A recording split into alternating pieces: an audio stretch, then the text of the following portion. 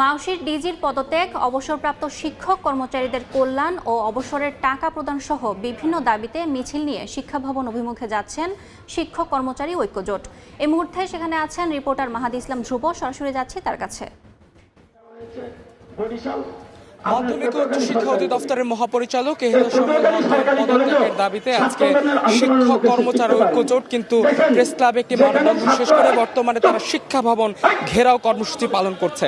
তাদের যেটি দাবি হচ্ছে, বর্তমানে যিনি মাধ্যমিক ও উচ্চ শিক্ষা অধিদপ্তরের যিনি মহাপরিচালক রয়েছেন এহতেশামুল হক, তিনি একজন ফ্যাসিস্ট আওয়ামী লীগের দোসর এবং এই দোসরকে কোনোভাবে শিক্ষা ভবনের মতো একটি গুরুত্বপূর্ণ জায়গায় থাকতে দেওয়া যাবে না।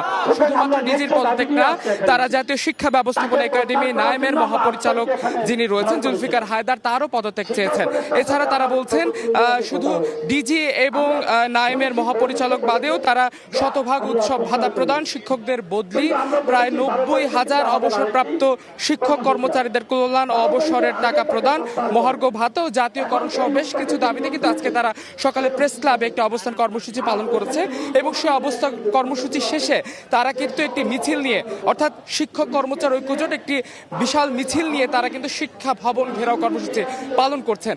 আমরা দেখেছি যে শিক্ষা ভবন ঘেরাও করার সময় গেটে কিন্তু গেট তালা দেওয়া ছিল এবং সেই গেট ভেঙে তারা ভিতরে প্রবেশ করে এবং এখানে কিন্তু আইন শৃঙ্খলা বাহিনী একটি কঠোর অবস্থানে রয়েছে। আমরা দেখছি যে শিক্ষা ভবনের মূল যে গেট, সেই গেটটিকে তালা দিয়ে তার সামনে কিন্তু ব্যাপক আইন শৃঙ্খলা রক্ষাকারী বাহিনী তারা কিন্তু অবস্থান করছে তার সামনে এবং এই মুহূর্তে কিন্তু তার অপোজিটে আইন শৃঙ্খলা বাহিনীর ঠিক বিপরীত পাশে কিন্তু শিক্ষক কর্মচারী ঐক্যজোটের নেতাকর্মীরা অবস্থান করছেন।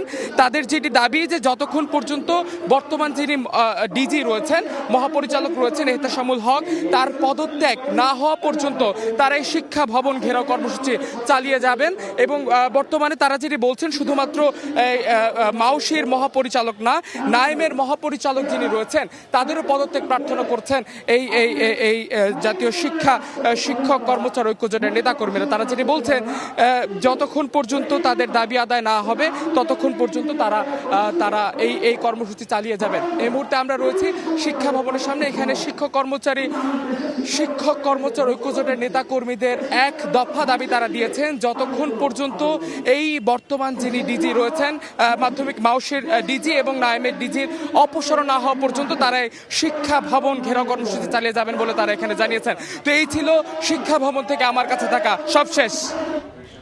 সরাসরি যুক্ত ছিলাম রাজধানীর শিক্ষা ভবন থেকে।